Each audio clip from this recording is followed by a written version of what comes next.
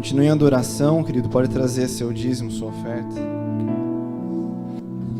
Esses dias Deus começou a falar algumas coisas comigo e muitas coisas ficaram soltas, né? Como uma peça de quebra-cabeça que foi se encaixando.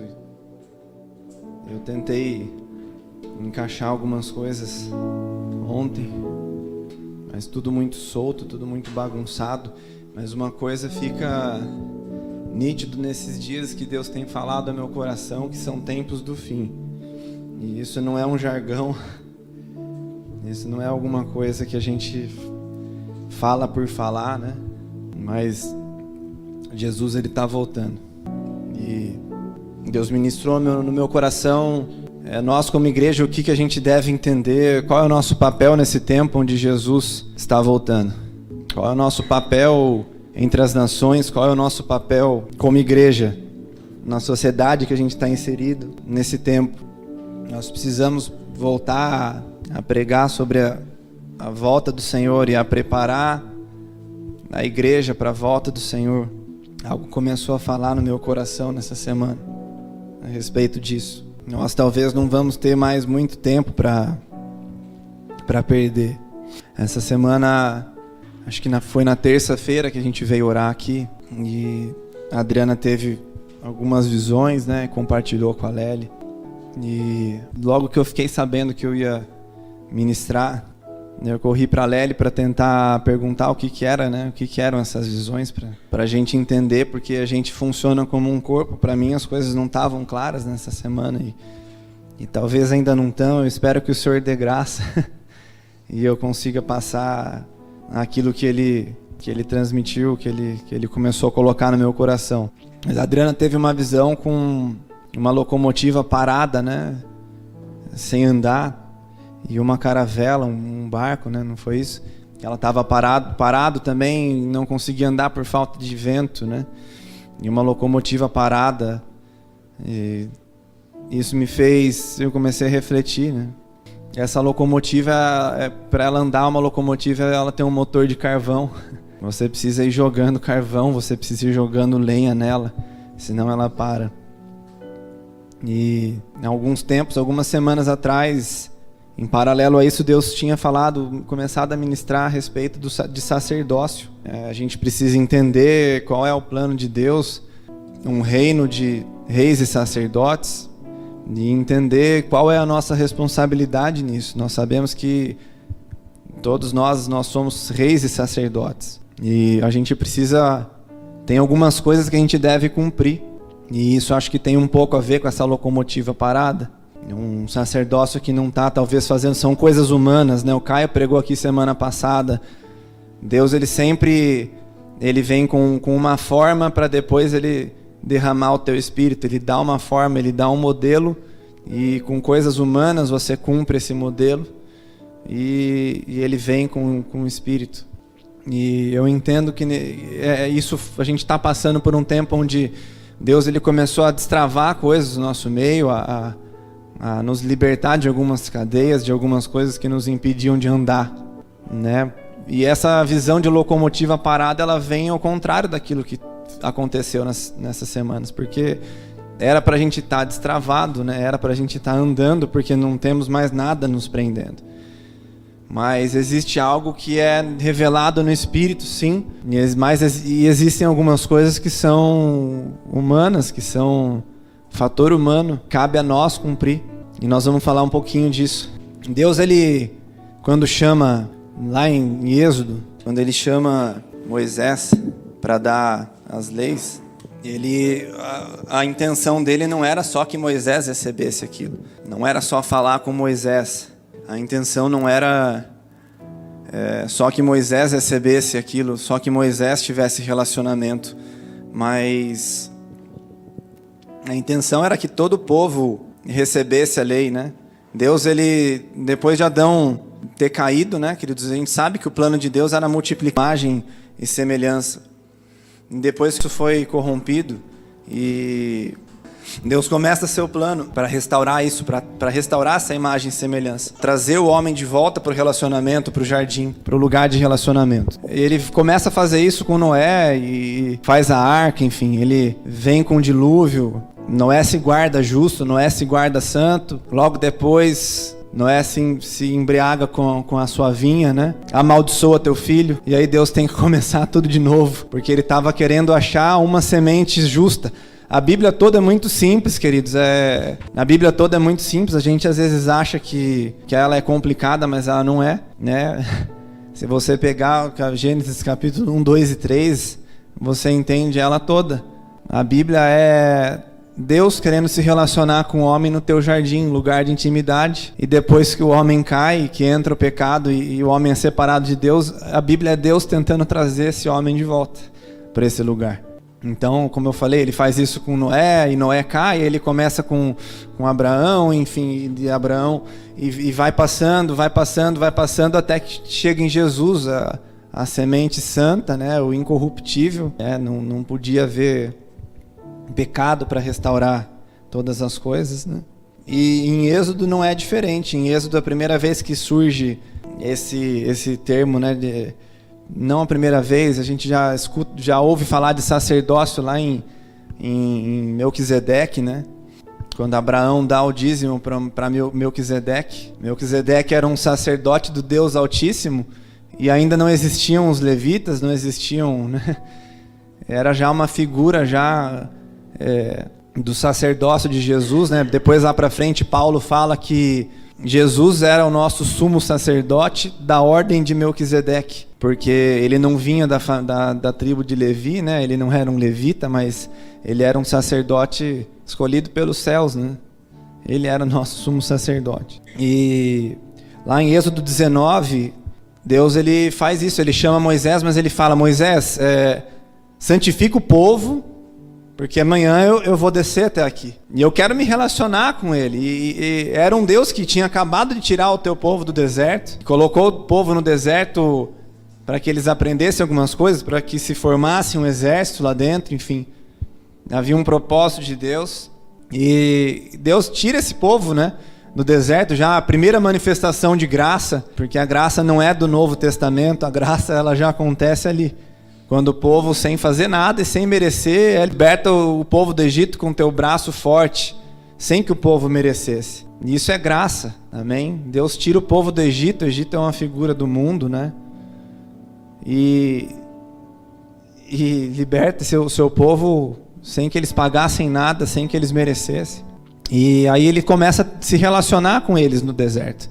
Ele começa a se mostrar provedor, ele começa, né, vem o maná dos céus, vem a água jorrando da rocha, toda a provisão, as roupas que elas não estragavam, os calçados não se estragavam, havia a provisão de cada dia, Deus se revelando, Deus querendo se aproximar.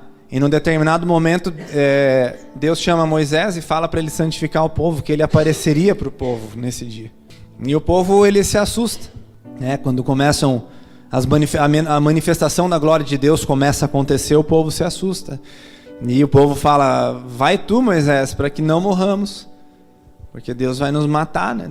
O povo ainda tinha uma imagem de não sou digno, ou talvez de conformismo, né? De comodismo, né? Vai você, Moisés, a gente fica aqui.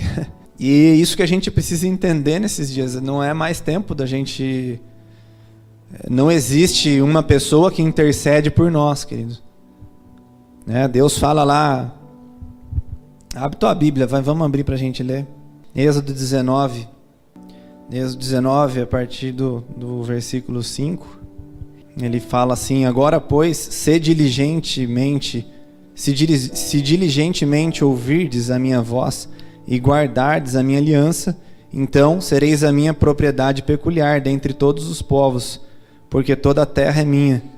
Vós me sereis reino de sacerdotes e nação santa. Amém? Então Deus, ele comunica isso ao povo, né? Esse é o plano de Deus, um reino de sacerdotes, é uma nação de reis e sacerdotes, santa, separada para ele. Esse é o plano de Deus até hoje. Mas o povo, né, a Bíblia fala que o povo era um povo de dura cerviz, era um povo arrogante, né? Um povo que não se dobrava. E por isso Deus ele precisa separar os levitas, né? Logo depois, Moisés sobe de novo ao monte, ele demora para voltar, a gente conhece a história.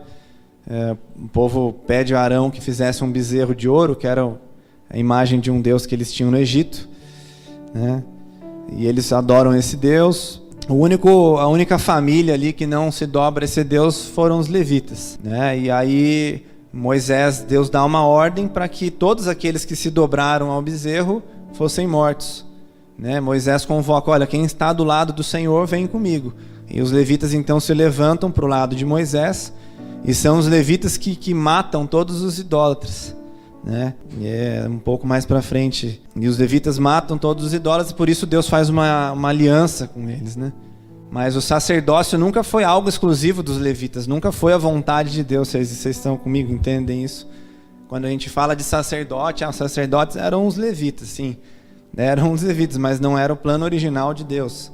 Isso aconteceu porque o povo não quis se relacionar, né? Porque o povo preferiu adorar o seu ídolo, né? A tua vontade, os seus ídolos e pessoais, e não adorar a Deus.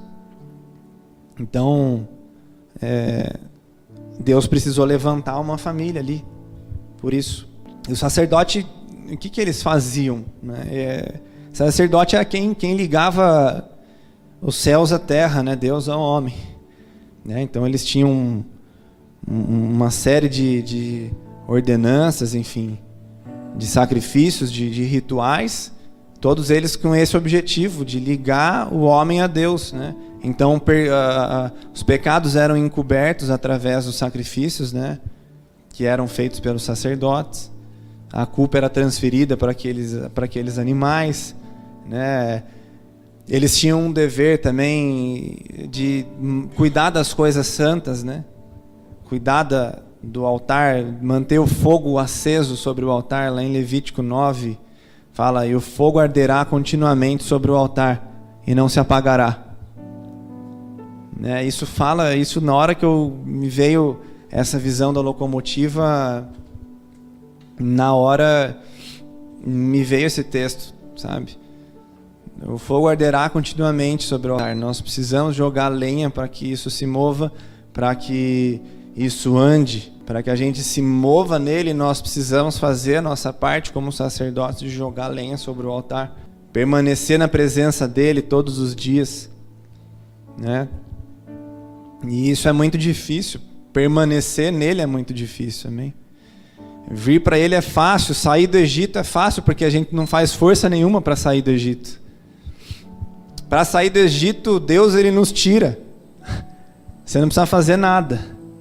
Você está lá no mundo, você é um drogado, você anda em prostituição, você tem uma vida torta e não se aguenta mais, e tudo que você precisa fazer é se render a ele, é clamar o nome de Jesus, e pela graça sois salvos. Pela graça ele nos alcança, né? Para sair do Egito a gente o povo não precisou fazer força alguma. Agora, para permanecer na presença do Senhor, aí é preciso fazer força. Porque quando a gente fala de salvação é pela graça, mas quando a gente fala de reino, né, sacerdócio real, um reino, né, de sacerdotes, né, de reino de Deus, a gente fala, né, do reino de Deus, ele é tomado à força. E os violentos o conquistam, né? Assim que fala nos evangelhos, eu não me lembro, eu acho que é Mateus. Mas o reino de Deus ele é tomado com violência. O reino de Deus custa tudo. Te custa tudo. Ser um sacerdote te custa tudo. Ser salvo não te custa nada. Amém? Ser salvo só te custa arrependimento. Você não precisa fazer nada. Agora, existe algo também que Jesus fala, né? Ele fala assim: permanecei em mim e eu permanecerei em vós. E aquele que permanece em mim é aquele que dá fruto. Aquele que não dá fruto eu corto fora. Aquele que está dando fruto eu podo. Aquele que não está dando fruto eu corto fora e planto de novo e planto de novo. Mas para permanecer nele a gente tem que dar frutos. Amém? E isso nos custa tudo. Dar frutos e permanecer nele nos custa tudo. E isso fala de sacerdócio, permanecer na presença do Senhor. Amém? Isso fala de orar todos os dias, buscar a presença dele todos os dias, ainda que eu não tenha tempo, ainda que eu não tenha vontade, entender minha responsabilidade. Isso fala de estar aqui sexta-feira, isso fala de jejuar, isso fala de não passar um dia sequer longe da presença dele, porque é muito fácil se perder. É muito fácil. A gente teve um feriado agora, prolongado, e a gente foi visitar o meu pai, e como é fácil, você tá ali, é gostoso, nossa alma sempre vai buscar um tempo de descanso, achando que você merece esse descanso. E aí, agora é feriado, eu tô no meu direito, sim. E aí você já não busca da mesma forma como você busca na tua casa, e você dá aquela relaxada. E aí às vezes Deus está tentando comunicar alguma coisa e você perde aquilo. Você corre o risco de perder a visitação, perder a mensagem de Deus, porque a gente se acha no direito de entrar num lugar de descanso, quando na verdade o lugar de descanso ele não é aqui, né? Ele não é aqui. É claro que se a gente está nele, a gente vai ter o descanso, porque ele é o descanso. Ele fala: vinde a mim os que estão cansados e sobrecarregados, e eu vos aliviarei. Essa palavra ele fala para os judeus, ele fala para a igreja, mas porque quem está nele verdadeiramente encontra descanso. Só nele nós podemos encontrar descanso. Não o descanso que a nossa alma quer, mas um descanso para o nosso espírito. Amém? E se a gente não entender o nosso sacerdócio, nada vai se mover. Nós vamos poder estar libertos, nós vamos ter saído do Egito, mas se a gente não entender as nossas responsabilidades, o nosso papel como rei, como sacerdote, como pessoas de governo, né, que Deus levantou para governar as nações, governar o ambiente onde a gente não vai avançar. Malaquias 2:7, a palavra fala, né? Porque os lábios do sacerdote devem guardar o conhecimento, e da sua boca devem os homens procurar a instrução, porque ele é mensageiro do Senhor dos Exércitos. Então esse é o nosso papel. Amém? Todo mundo acho que tem entendimento disso. O sacerdote, ele é aquela pessoa que liga os céus à terra. Amém? É aquele mensageiro de Deus. É um mediador. É como na oração do Pai Nosso, né? Seja feita a tua vontade na terra, como ela é feita nos céus. Isso fala de sacerdócio. É manifestar na terra aquilo que os céus estão falando. Né? Todos os sacrifícios que você vê lá em Levítico, cada oferta daquela tem um significado nos céus. Amém? Quando eles pegavam um cordeiro e para encobrir os pecados e transmitiam o pecado da nação para aquele cordeiro e depois matavam aquele cordeiro, aquilo lá estava falando do que ia acontecer, do que estava por vir no sacrifício de Jesus, o Cordeiro de Deus. Esse é o nosso papel, é falar para a terra aquilo que está por vir, aquilo que há de vir, é manifestar na terra aquilo que os céus estão manifestando ou vão manifestar como sacerdote. Nós precisamos ser modelo, nós precisamos nos levantar e entender isso. Lá E nós precisamos entender que a gente tem um modo de operar. O sacerdote, ele tinha um modo de operar, acender incenso, que fala de orações. Eles colocavam pão em cima da mesa, né? Os pães da presença, pão fala de palavra. Cada uma depois você lê Levítico, Deuteronômio, que o Pentateuco ali fala muito disso, os 5 primeiros livros, né? A partir de Êxodo, fala do tabernáculo, das coisas. E se você entender, cada uma dessas coisas tem um papel, tem uma figura hoje na nossa vida, né? O incenso fala de oração, você precisa queimar incenso todos os dias. O sacerdote, ele queimava incenso todos os dias. Ele colocava ali os pães da presença, isso fala da palavra, ele tinha uma vida com a palavra, né? Ele... Na frente ali dos pães tinha um candelabro com as velas acesas, né, que fala do Espírito Santo. Ele tinha uma vida no Espírito, ele colocava lenha sobre o altar, era algo diário que era feito. E queridos, não tinha nada de espiritual nisso. Ele entrava ali dentro e era trabalho. Isso era serviço. Isso era serviço. Eu creio que ele não entrava lá dentro para acender o incenso e falava, chu. Não. Não, uma vez por ano a glória dele vinha. Nós ainda temos o privilégio de que a glória dele pode vir quando ele quiser, todo dia, se for da vontade dele. Mas a gente não se move por sentimento, a gente se move por aquilo que é correto fazer, né?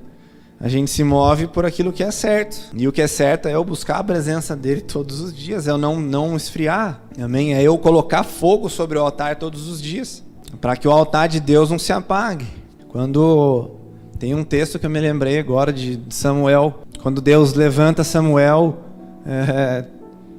Eli estava caído, existia um sacerdócio caído. E Samuel é levantado, e o texto fala assim, antes que a lâmpada de Deus se apague. Então Deus levanta Samuel antes que a lâmpada se apagasse, e tira aquele sacerdócio caído de Eli. Nós precisamos tomar cuidado com isso nesses dias, para a gente não entrar num lugar de conformismo, de comodidade, amém? E abre tua Bíblia em Ezequiel 44, nós vamos falar um pouco de quem pode ministrar ao Senhor, quem pode entrar no teu santuário, alguns tipos de sacerdócio, algumas coisas que estavam acontecendo ali com a nação. E eu acredito que elas falam de coisas que a gente está passando hoje. Ezequiel tem essa visão quando eles estavam na Babilônia, durante o cativeiro. Deus ele começa a dar visões para Ezequiel da reconstrução do templo, da reconstrução da nação, né, da reconstrução do altar, enfim. E nesse capítulo 44 ele fala sobre as reforma do sacerdócio, a partir do versículo 5.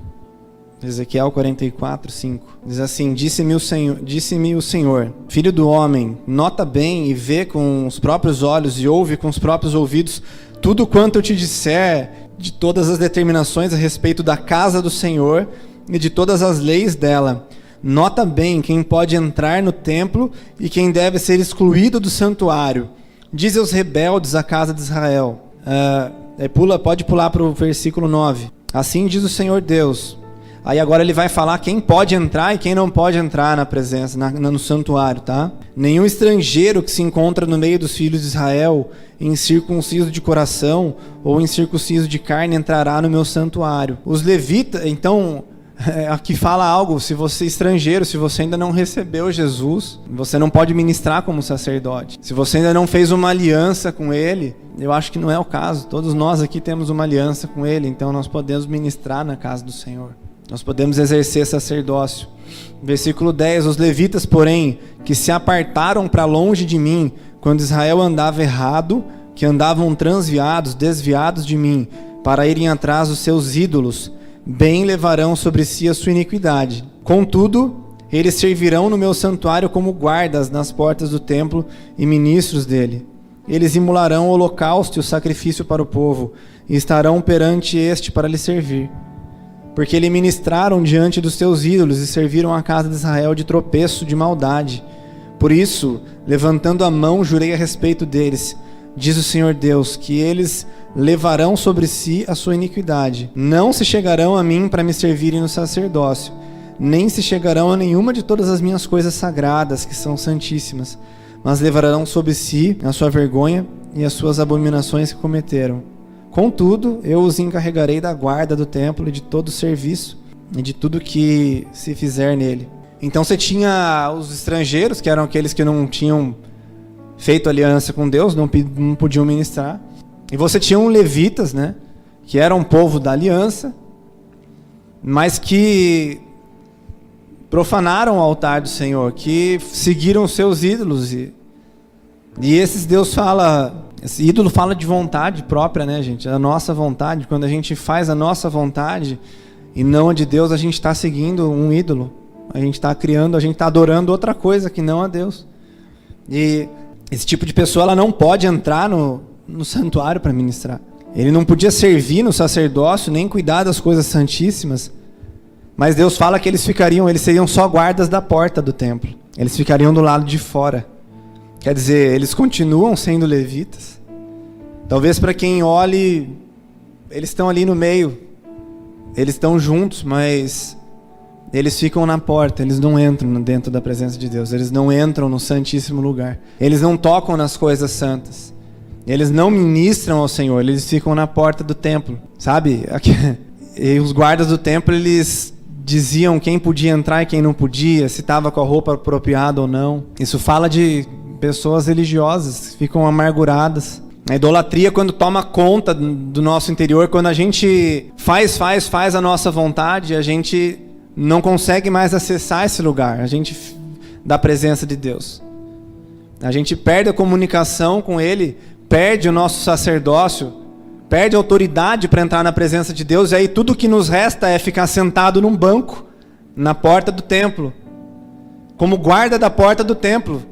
E aí você se torna um cara religioso e começa a julgar os outros, quem pode e não pode entrar. Vocês entendem isso? Aqueles que perderam, que se desviaram na idolatria, que seguiram as suas próprias vontades, aquele tipo de sacerdócio, ele só ficava na porta, analisando. Ele só fazia o serviço, né? A Bíblia fala aqui: eles não ministrarão mais na minha presença, não se chegarão a mim, no versículo 13, para me servirem no sacerdócio, nem se chegarão a nenhuma de todas as minhas coisas sagradas. Contudo, eu os encarregarei da guarda do templo e de todo o serviço. E aí você vê pessoas anos na igreja e servindo, e aquela pessoa já não tem mais a glória de Deus, aquela pessoa já não carrega mais a presença de Deus há muitos anos, mas ela está lá servindo, porque Deus não vai expulsar ela do santuário, Ele vai deixar. Mas essa pessoa não entra mais, não tem autoridade, não tem mais autoridade de sacerdócio para ligar céu e terra, para fazer as coisas se moverem. Ela fica ali apenas com serviço, querido. E isso nos engana, porque Deus, Ele não vai te expulsar do santuário. Deus, Ele vai te deixar ali, no banco, na porta do templo, mas você nunca vai entrar. E isso vem, talvez é uma fase, um esfriamento, e quando a gente percebe, a gente está lá já e o tempo passou, e as coisas que Deus disse ao nosso respeito não se cumpriram, e a gente precisa ter muito temor com isso, querido. Eu estou com muito temor em falar sobre essas coisas hoje. A gente vai entrar em algumas áreas que Deus ministrou um pouco a respeito dos fins dos tempos, e eu não tenho teologia nenhuma para isso, eu nunca me aprofundei nisso, mas tudo que eu vou falar aqui é algo que Deus foi soltando nesses dias e com muito temor. Mas eu creio que é algo que a gente precisa começar a se direcionar, a tentar entender. Agora ele fala também que vai um pouco para frente, lá nesse mesmo texto que a gente estava, no versículo 15. De um outro tipo de sacerdote, um sacerdócio que de um outro tipo de sacerdócio, um sacerdócio que não se dobrou, amém? Mas os sacerdotes levitas, os filhos de Zadok, que cumpriram as prescrições do meu santuário, quando os filhos de Israel se extraviaram de mim, eles se chegarão a mim para me servirem, e estarão diante de mim para me oferecerem a gordura e o sangue, diz o Senhor Deus. Eles entrarão no meu santuário e se chegarão à minha mesa para me servirem e cumprirão as minhas prescrições.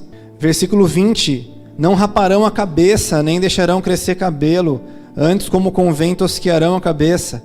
Nenhum sacerdote beberá vinho quando entrar no átrio interior. Não se casarão nem com viúva, nem com repudiada, mas tomarão virgens da linhagem da casa de Israel, ou viúva que o for de sacerdote. Então, esses da casa de Zadok que não se dobraram, queridos, eles tinham uma responsabilidade e eles tinham uma missão de se separar, eles tinham algumas ordenanças da parte de Deus. Eles não iam rapar a cabeça, não iam deixar crescer cabelo, né? Eles não iam beber vinho mais, como os outros. Então, algumas coisas que não são pecados para os outros, a gente precisa deixar de fazer. Isso não é novidade para nós, mas a gente precisa ser diferente, amém? A gente precisa ser um modelo, um balizador nesses tempos. A chave, no versículo 23. A meu povo ensinarão a distinguir entre o santo e o profano, e farão discernir entre o imundo e o limpo. Então a chave nesses dias é essa, eu e você. A gente precisa fazer com que o povo consiga distinguir o santo e o profano, o limpo e o impuro, ao olhar para mim e para a sua vida. Amém? Então, algumas coisas a gente não vai mais poder estar envolvido. Alguns tipos de conversa a gente não vai poder mais participar. Em alguns lugares nós não vamos mais poder ir, a não ser que Deus nos mande com um propósito. Nós não vamos mais estar em algumas rodas. A gente não vai mais fazer o que todo mundo faz, amém? Porque não se trata de pecado ou não pecado. Se trata de separar o santo e o profano. Não fala de separar a santidade e pecado. O Caio falou aqui semana passada, o profano são as coisas que são do mundo, são as coisas normais da nossa sociedade. Então hoje, para a nossa sociedade, na novela das 9, existe uma mudança, uma menina que agora ela diz que ela sempre foi menino. Na nossa maior audiência da televisão brasileira, no horário de maior audiência. E isso está sendo aceito, isso já é aceito. E se você falar o contrário, vão olhar feio para você. Profano. Algumas práticas no nosso trabalho, eu agora estou mais na área comercial, né? E a gente vê algumas coisas que o pessoal faz para bater meta. Ah, é errado. Não é, é profano. É o que todo mundo faz, nós não vamos fazer. E nós precisamos entender isso, né? As pessoas precisam olhar para nós e enxergar algo diferente. Esse é o papel do sacerdócio nos últimos dias, é ser um modelo, uma referência para a sociedade.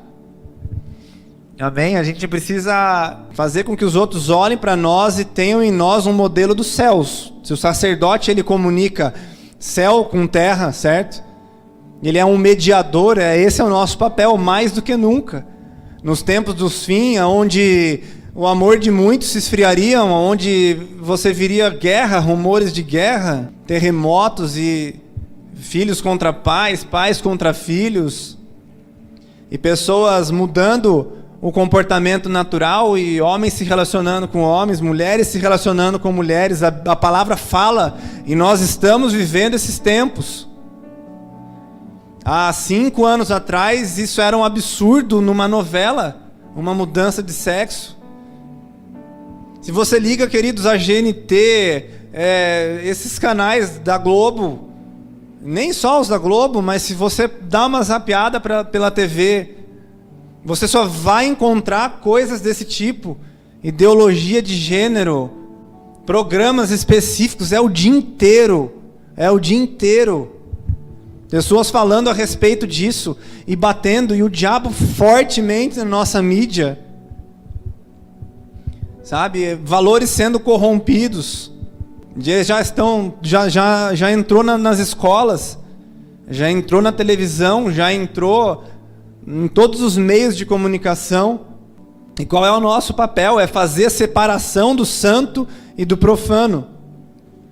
A palavra fala que nos últimos dias, abre Apocalipse 22, vamos falar um pouco do que vai acontecer. Antes da gente ler esse texto, isso que fala aqui, isso que a gente viu, né, dos filhos de Zadok, isso é um sacerdócio santo, ele é crucial para uma nação e bem. Isso que a gente tem falado muito nesses dias, esse furacão nos Estados Unidos. O pastor até mandou para nós, né? Comentou alguma coisa, não sei se foi com a Lely,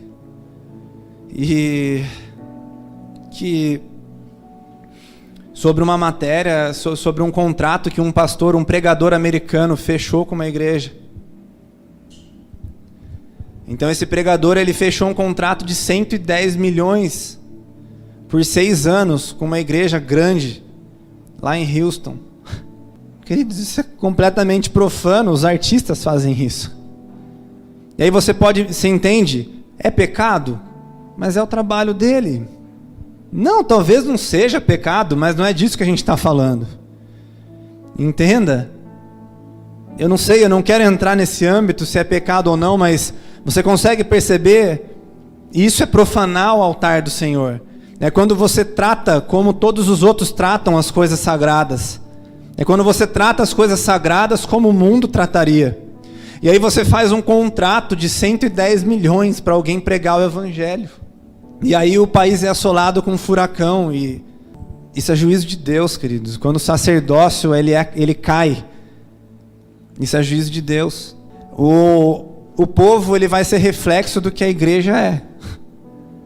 Se a igreja cair, o povo vai ser caído.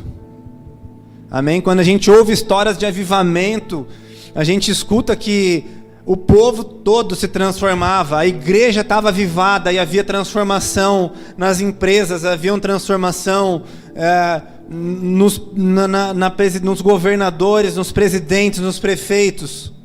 E os Estados Unidos por muitos anos tiveram prefeitos tementes, presidentes tementes a Deus. Mas eles vêm numa queda, queridos. Eles vêm numa queda. Tudo isso porque a igreja ela se embriagou. Eles que evangelizaram, eles foram nossos pais na fé, eles que vieram para o Brasil e para muitas outras nações, eles foram um celeiro de missionários, eles evangelizaram boa parte do mundo.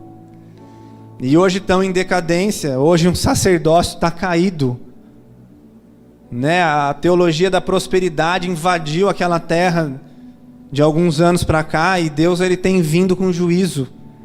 Né, eu acho que na década de 90, né, um pouco mais talvez, os pregadores da prosperidade vieram forte, né, e o altar do Senhor foi sendo profanado naquele lugar. E aí você começa a ver, parece que o terrorismo só aumenta e os ataques e as coisas nunca foram tão grandes como hoje.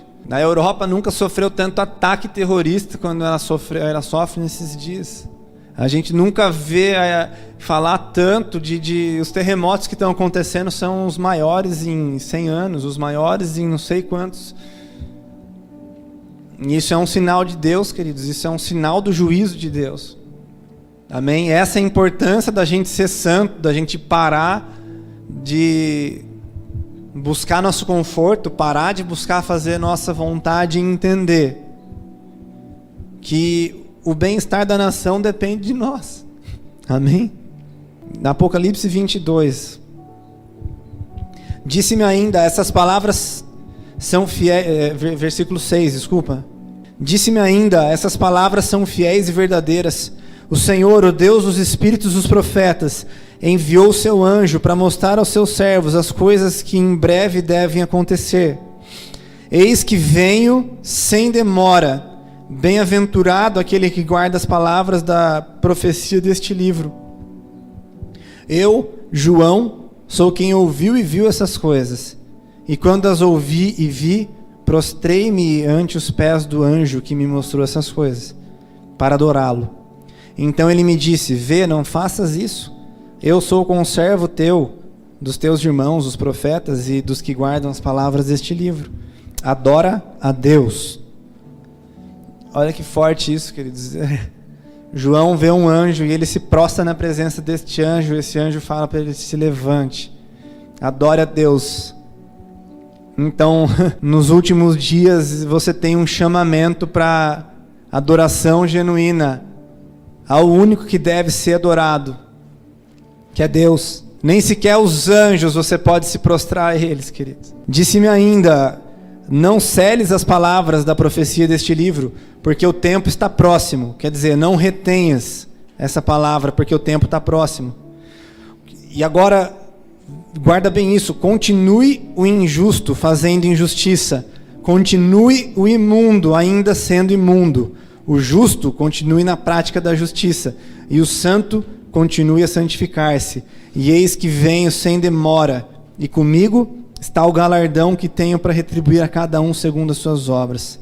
Eu sou o Alfa, o Ômega, o primeiro e o último, o princípio e o fim. Bem-aventurados aqueles que lavam as suas vestiduras no sangue do Cordeiro, para que lhes assista o direito à árvore da vida e entrem na cidade pelas portas. Amém? Isso é muito forte, a gente precisa ter entendimento desse livro. Eu vou correr para ler Apocalipse essa semana. Não sei porquê, mas a gente precisa entender essas coisas. Por muitos anos a igreja fugiu desse livro e existe medo do Apocalipse. Mas não é. O Apocalipse, eu acho que em português ele foi mal traduzido, porque o nome desse livro em inglês é Revelation. É o livro da revelação, queridos. Não é o livro do mistério, tá tudo revelado aqui o que há de vir. Nós precisamos crer, queridos. Nós não podemos viver como se ele não fosse voltar. Nós não podemos viver a nossa vida, o nosso sacerdócio como se isso fosse um mito. Isso não é um mito, essas são as verdadeiras palavras de Deus. E a palavra fala que nos últimos dias o sujo ele vai se sujar mais, cara. Então a novela vai ser cada vez pior, cara. As faculdades vão ser cada vez piores. Os jovens vão começar a entrar nas drogas cada vez mais cedo. Os pastores talvez vão adulterar mais e mais. E os escândalos eles vão vir mais e mais. Agora qual é o nosso papel? Você está santificado, se você está dentro do teu propósito, se santifique ainda mais, não é tempo de descansar. Amém? Não é um tempo da gente buscar descanso, da gente buscar refrigério da alma, da gente buscar conforto, da gente buscar a Deus para nos abençoar, porque Ele vai nos prover. Amém? Ele já revelou isso no deserto, Ele é provedor. Ele já revelou isso na vida de muitos de nós aqui. Ele não vai nos deixar faltar nada. Não é tempo da gente se preocupar com o que a gente vai vestir, com o que a gente vai comer, aonde a gente vai morar, mas é tempo da gente se ligar nele. É tempo da gente se santificar. É tempo do limpo se limpar. É tempo daquele que está na presença entrar cada vez mais profundo. E se ainda há algo para ser limpo, querido, se lave no sangue do Cordeiro, querido. Clame pela misericórdia dele. É tempo de clamar pela misericórdia dele, de não se esconder mais, de não esconder mais pecados. É tempo de você vir arrebentado para cá, cara. Mas não fique se escondendo na tua casa. É tempo da gente se rasgar, como a gente tem feito nas semanas anteriores aí. Venha manco, cara, venha feio, mas não venha com coisas escondidas. Por favor, isso é sério. Venha sem um braço, venha leproso, mas não fique escondido na tua casa, não esconda coisas. Por favor. Como Deus tem gritado isso ontem e nesses dias. Não há mais tempo, gente. Não há mais tempo. Deus ele ainda vai revelar qual é o propósito disso tudo que está acontecendo, do pastor estar lá naquele lugar nesses dias. Mas uma coisa é certa, são tempos do fim e a gente precisa estar ligado nisso. Nós já estamos vivendo esses tempos e a gente precisa se preparar para eles. É tempo da gente, como João Batista, preparar um caminho para a vinda do Senhor. O ministério dessa casa, a palavra que essa casa recebeu desde o início foi que seria um ministério como o de João, que preparou o caminho para a vinda do Messias. Nós também preparamos o caminho para a vinda do Messias, mas para a segunda vinda. João preparou o caminho para que Jesus viesse na primeira vez. Nós, a igreja do Senhor, prepara o caminho, esse ministério especificamente. Ele prepara o caminho para a segunda vinda do Senhor. Essa foi a palavra que Deus nos deu desde o princípio. Não vai ser uma igreja onde você vai sentar e cantar músicas e se sentir confortável. Mas se você ficar aqui com o coração disposto, você vai entrar nesse lugar. Você vai entrar nesse lugar com autoridade para influenciar quem estiver ao seu redor, para entrar nesse caminho. Amém? Como João, lá em Apocalipse 10, ele vê o anjo, e o anjo tinha um livrinho nas mãos, depois você lê. E o nosso ministério é esse, é como de João em Apocalipse 10. É de acessar a presença de Deus, acessar o trono de Deus. Pegar o livrinho, queridos, comer o livrinho, que é a palavra do Senhor. Que na boca ela é doce, mas quando ela desce para o ventre, ela amarga, queridos. Você volta para casa com raiva de você, com raiva do teu pastor. Porque se a palavra não fizer isso com você, é porque não é o evangelho do reino. Apocalipse diz que essa é a palavra que nós temos que receber e que nós temos que comer, a que amarga. Então não é mais tempo da gente se alimentar de pregações de prosperidade, de pregações que fazem bem para a nossa alma. Se você quiser isso, vai tomar um passe. É isso que fazem num centro espírita. Toma a tua alma, você sai de lá aliviado. Descarreguei as energias. Não é isso que a igreja vai fazer nesses dias. Você não vem aqui para se sentir bem. Você vem aqui para que algo seja gerado dentro de você. E isso vai ter que amargar. Amém? Apesar de que é doce quando está na boca. Tem a fase do doce. Deus, Ele te chama e é doce quando Ele chama. É doce quando Ele pega um drogado como eu e Ele começa a apresentar as boas novas. E Ele fala para esse drogado como eu era que ele não precisa mais, ele não vai mais ser dependente disso. E existe vida depois da droga, isso é doce. Mas é amargo quando esse mesmo Deus vira e fala: você é egoísta, você só pensa em você, você não pensa na tua esposa, na tua filha. E aí essa é a palavra que amarga, que é a continuidade. Porque ele vai alinhar todas as áreas das nossas vidas, amém? A gente vai ser balizador. Nós vamos ser modelo de pai, modelo de esposa, modelos de funcionários, modelos de médicos, modelos de advogados. E isso amarga, porque a gente talvez está acostumado a agir de algumas maneiras que são profanas. E aí o anjo fala para João, depois que ele come o livro e aquilo amarga: convém que profetizes às nações. Esse é o nosso ministério, é a gente estar aqui, a gente receber essa palavra, e nós temos essa palavra nesse lugar. E ela entrar dentro de nós, gerar algo, e aí a gente ir para as nações, a gente começar a profetizar aquilo que foi gerado em nós, não aquilo que a gente ouviu pregadores pregar, mas aquilo que foi gerado aqui dentro, porque senão não vai haver autoridade para mudar nada. Amém. Até hoje pude ajudar. Tem um menino que a gente ajudou. Eu falava para ele: cara, eu saí das drogas, você também sai. E ele uma vez apareceu lá em casa, a gente levou ele para casa de recuperação. E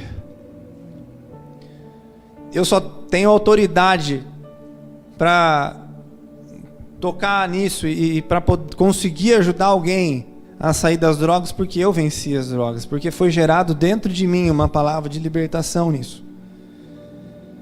E na nossa vida, em todas as áreas, ela vai ser assim. As mulheres dessa casa vão ter autoridade para ministrar a outras mulheres, quando for gerado nelas a submissão.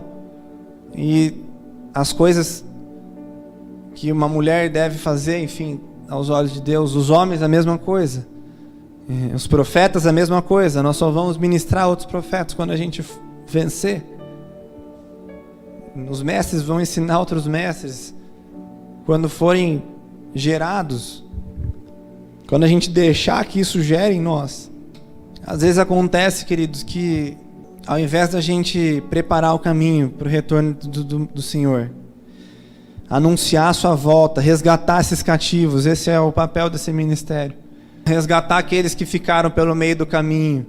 Alguns sacerdotes que estão perdidos, alguns líderes que estão perdidos, algumas pessoas perdidas dentro da igreja, não por culpa delas, mas talvez por culpa de uma liderança. Esse é o nosso papel, é anunciar a vinda dele e saquear o inferno, é resgatar os cativos. Acontece que às vezes a gente está preocupado com o nosso conforto, com o nosso bem-estar, como os discípulos lá em Atos 1. Jesus, ele ressuscita, e antes dele subir aos céus, querido, ele anda 40 dias, ele aparece para alguns, ele anda com eles, e a palavra fala que ele falava coisas a respeito do reino de Deus. E num desses momentos em que Jesus ressurreto estava com eles, eu vou ler para vocês, mas você não precisa abrir. Atos 1:6. Então os que estavam reunidos lhe perguntaram: Senhor, será este o tempo em que restaures o reino a Israel? Respondeu-lhes: Não vos compete conhecer tempos ou épocas que o Pai reservou pela sua exclusiva autoridade, mas recebereis poder ao descer sobre vós o Espírito Santo, e sereis minha testemunha, tanto em Jerusalém quanto na Judéia, como em toda a Judéia e Samaria, e até os confins da terra. Ditas essa palavra, foi Jesus elevado às alturas, à vista deles, e uma nuvem o encobriu dos seus olhos. E estando eles com os olhos fitos no céu, enquanto Jesus subia, eis que 2 varões vestidos de branco se puseram ao lado deles, e lhes disseram: varões galileus, por que estáis olhando para as alturas? Esse Jesus, que dentre vós foi assunto ao céu, virá do mesmo modo como o ouvistes subir. Aleluia. Isso é muito forte. Os discípulos perguntaram o quê? Eles não estavam entendendo nada. Eles viram para o Senhor, para Jesus Cristo ressurreto, e falam: Senhor, quando que você vai nos devolver o reino, restaurar o reino a Israel? Os discípulos achavam que Jesus ele ia tirar o povo de Israel da opressão romana, né? Que ele faria guerra, que ele iria colocar o povo de Israel numa posição de prestígio, numa posição alta na sociedade, tirar o povo de Israel do domínio romano. É isso que os discípulos que andaram com ele 3 anos achavam. Queridos, eu não quero ser aqui orgulhoso de achar que eu não posso estar cometendo esse mesmo engano. Se os próprios discípulos que viram o Senhor pensaram assim, e você pode pensar: não, imagina, eu sei que não é isso, eu sei, mas no nosso coração, na nossa alma, no nosso coração enganoso, no fundo a gente sempre pensa, e a gente sempre está com a cabeça na recompensa terrena. Eu sirvo o Senhor porque Ele vai me dar algo aqui na terra. Eu sirvo o Senhor porque vai chegar o tempo da minha vitória. No fundo a gente critica isso. Mas para analisar a sua vida, se você não serve ao Senhor e se muitas vezes você não pensa nisso. Tá chegando o tempo, né? Agora a gente foi destravado, então tá chegando o tempo onde a gente vai desfrutar, tá chegando o tempo. Não, quando você chegar nesse tempo onde Deus liberou palavras, quando você estiver nas nações, vai ser muito mais difícil ainda. O tempo com a tua família vai ser mais curto, o tempo para buscar Deus vai ser mais curto, se hoje ele já vai ser menor. O cansaço, talvez o cansaço vai ser maior. A carga espiritual vai ser muito maior. E no fundo a gente serve Ele pensando que Ele vai chegar a hora do nosso paraíso, da nossa vitória. Como os discípulos, quando que vai chegar o tempo da nossa vitória? É isso? Traduzindo aqui, é isso que eles estão falando. Senhor, quando é que o Senhor vai reinar em glória, que a gente vai estar do seu lado, triunfante? E ele fala, não compete, Jesus ainda foi educado, ele fala, não compete saber o dia e a hora, mas vocês vão receber poder quando o Espírito Santo vier, e vocês vão ser minha testemunha, na Judéia, em Jerusalém, na cidade, na Judéia, que é o estado, e nos confins da terra, em Samaria e nos confins da terra. Jesus responde para eles, não, sejam minhas testemunhas. E Jesus sabia que o tempo não era aqui, porque esse tempo que os discípulos buscavam não era aqui, né? A glória lá de Apocalipse, que nós vamos reinar assim, a nossa igreja vai reinar com Ele, amém? A igreja do Senhor vai reinar triunfante, mas não é aqui. Creio sim que Ele tem muitas coisas para nos dar, Ele nos ama, Ele é nosso Pai, mas a gente precisa entender, primeiro que Ele vai voltar, e segundo que as coisas que Ele tem para nós não é nessa terra, não é para agora. E o que fazer, Jesus fala, o que fazer até que Ele volte?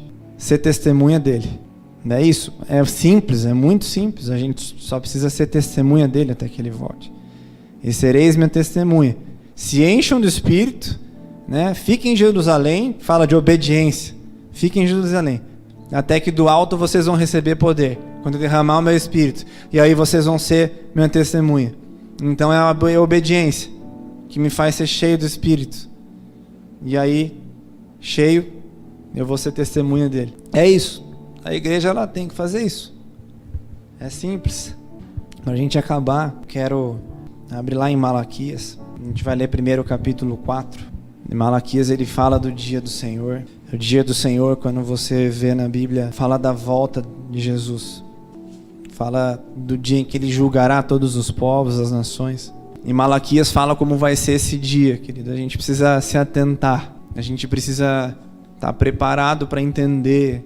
Malaquias fala que o dia do Senhor, a maioria das vezes que essa palavra aparece na Bíblia, a Bíblia fala de o terrível dia do Senhor. Mas nesse capítulo de Malaquias, você vai perceber que o dia do Senhor ele pode ser tanto terrível como ele pode ser bom. Depende de como eu e você nós vamos estar nesse dia. Pois eis que vem o dia e arde como fornalha. Todos os soberbos e todos os que cometem perversidade serão como restolho. O dia que vem os abrasará, diz o Senhor dos Exércitos. De sorte que não lhes deixará nem raiz nem ramo. Mas para vós outros que temeis o meu nome, nascerá o sol da justiça, trazendo salvação nas suas asas. Saireis e saltareis como bezerros soltos da estrebaria. Pisareis os perversos, porque se farão cinzas debaixo das plantas dos vossos pés. Naquele dia que prepararei, diz o Senhor dos Exércitos. Lembrai-vos da lei de Moisés, meu servo, a qual lhe prescrevi em Horebe para todo Israel, a saber, estatutos e juízos. Eis que vos enviarei o profeta Elias antes que venha o grande e terrível dia do Senhor. E ele converterá o coração dos pais aos filhos e o coração dos filhos a seus pais, para que eu não venha e fira a terra com maldição. Então esse dia ele pode ser terrível, mas ele pode ser bom. Você pode viver o sol da justiça ou você pode viver o juízo de Deus. E nós, como sacerdotes, ele fala, como teu povo, ele fala duas coisas. Esse é o último livro antes de começar o Novo Testamento. E ele fala assim: lembre-se da lei de Moisés, dos seus estatutos e juízos, separação de santo e profano. E lembre-se do profeta. Eu vou levantar o profeta Elias, a lei e os profetas. Isso está acontecendo hoje, gente. Está acontecendo hoje, uma volta à obediência. Uma volta da santidade. Deus chamando, vocês percebem isso? Ele vai levantar o profeta Elias que converterá o coração do pai aos filhos e dos filhos aos pais. A gente ouve pregação de paternidade hoje e muita gente domina esse assunto. Isso não é à toa. Isso não é à toa. Quando ele fala que o profeta Elias não é a figura, né? Não é o profeta Elias em si, mas é o espírito do profeta Elias. Amém? Que vai denunciar um sacerdócio caído, vai denunciar reis caídos, e vai converter o coração dos pais aos filhos e dos filhos aos pais. Parece com algum lugar que eu conheço. Esse espírito de Elias, ele está sobre essa casa. Essa casa tem um espírito de Elias, querido. Uma palavra dura, mas uma palavra de paternidade, queridos. Uma palavra que converte o coração dos pais aos filhos e dos filhos aos pais. Uma palavra que tira pessoas da orfandade. Uma palavra que nos coloca de volta no propósito. Esse é o espírito do profeta Elias. E nós estamos vivendo esse tempo. Você consegue entender? Não é à toa que Deus nos tirou de onde a gente estava, debaixo da liderança que a gente estava, e nos começou a dar revelação para o nosso pastor e para os nossos irmãos, visões, sonhos a respeito dessas coisas. Nós andamos debaixo do espírito de Elias. Volta um pouco para Malaquias 3:13. E muitas vezes o nosso sentimento eu sei que cansa. Como eu falei aqui, o reino é força, o reino é cansativo, a salvação ela é de graça. Para sair do Egito você não faz força nenhuma, mas para permanecer nele é muito custoso. E às vezes a gente pensa: Senhor, eu estou aqui há tantos anos e nada acontece. Senhor, eu estou aqui me mantendo santo. Eu acho que muitos de nós já pensou isso. Eu estou aqui me guardando. Eu estou aqui, Senhor, recebendo. E a palavra amarga cada semana. E eu não tenho visto nada. Eu tenho visto o ímpio prosperar. E os outros que pregam a vitória, que pregam a bênção, estão cada vez mais ricos. Estão cada vez com uma vida mais tranquila. Olha o que diz o Senhor. Malaquias 3:13. As vossas palavras foram duras para mim, diz o Senhor. Mas vós dizeis o que temos falado contra ti? Vós dizeis: inútil é servir a Deus, o que nos aproveitou termos cuidado em guardar os teus preceitos e andar de luto diante do Senhor dos Exércitos? Ora, pois, nós reputamos por felizes os soberbos, também os que cometem impiedade prosperam. Sim, eles tentam ao Senhor e escapam. Então, os que temiam ao Senhor falavam uns aos outros. O Senhor atentava e ouvia. Havia um memorial escrito diante dele para os que temem ao Senhor e para os que se lembram do teu nome. Eles serão para mim particular tesouro naquele dia que prepararei, diz o Senhor dos exércitos. Poupá-los-ei como um homem poupa seu filho que o serve. Então vereis outra vez a diferença entre o justo e o perverso, e entre o que serve a Deus e o que não serve. Amém? Essas são as palavras do dia do Senhor. Abaixa tua cabeça, querido, vamos orar. No último dia Ele vai te ter como propriedade particular, como um tesouro. E no último dia nós seremos levantados e vai ser vista de novo a diferença entre o santo e o profano. Nos últimos dias vai ser vista a diferença entre o justo e o injusto, entre o puro e o impuro. Por isso Apocalipse 22 diz: aquele que se suja vai se sujar mais, aquele que se limpa vai se limpar cada vez mais. E limpem-se todos no sangue do Cordeiro, porque ainda há tempo. Há uma mensagem de esperança, não de condenação. Há uma mensagem de esperança. Deus, Ele não fez eu e você para o juízo, queridos. Ele criou o inferno para Satanás e seus demônios, mas o inferno existe. A gente falou semana passada aqui, e João fala em Apocalipse, o anjo fala a ele: maldito aquele que tirar uma só palavra do livro dessa lei, e maldito é aquele que acrescentar um tio a ela.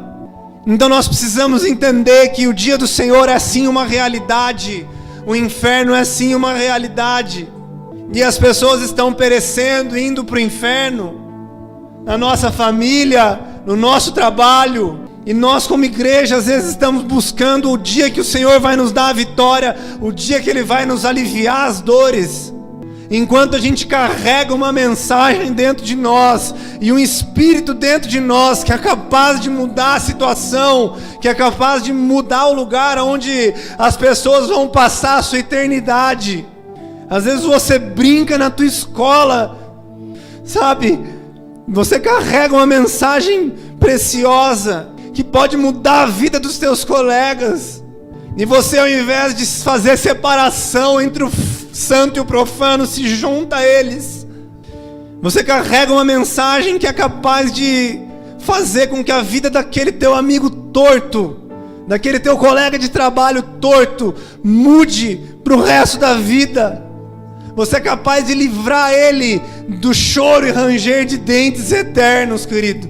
E às vezes você, por conformidade, por não entender, nós pecamos e nós não nos posicionamos, nós nos deixamos levar, nós somos influenciados para continuar tendo aprovação de homens, para continuar sendo bem-quistos aonde a gente está, para manter o nosso emprego, para manter o nosso status. Pai, nós nos arrependemos por isso como igreja. Nós nos arrependemos, Pai, porque pessoas ao nosso redor estão indo para o inferno, e a gente às vezes não tem nos levantado, e às vezes a gente tem se preocupado com os nossos afazeres, com os nossos interesses, com o nosso bem-estar, querido. Pai, coloca temor no nosso coração. O Senhor vem ministrando sobre isso, Pai. Só o temor do Senhor, Pai, vai nos salvar no dia do Senhor, Pai. No dia da Tua volta, só quem vai permanecer em Ti é aqueles que o temem, Pai. Gera temor no nosso coração, em nome de Jesus.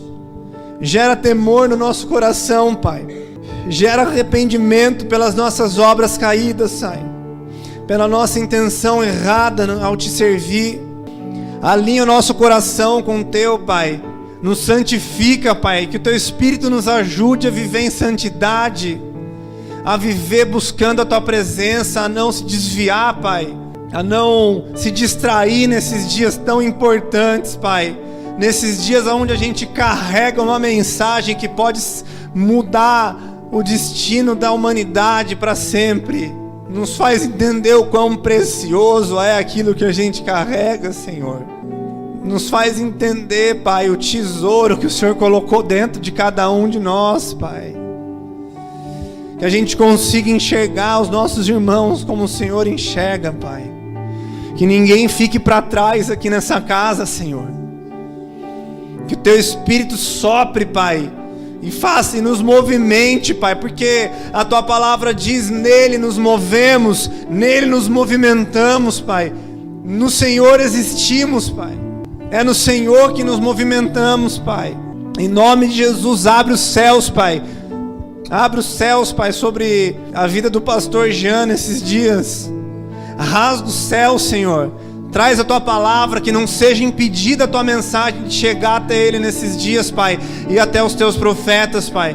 Nos traz entendimento, Pai, daquilo que o Senhor tem para aquela nação, Pai. Tem misericórdia deles, Pai.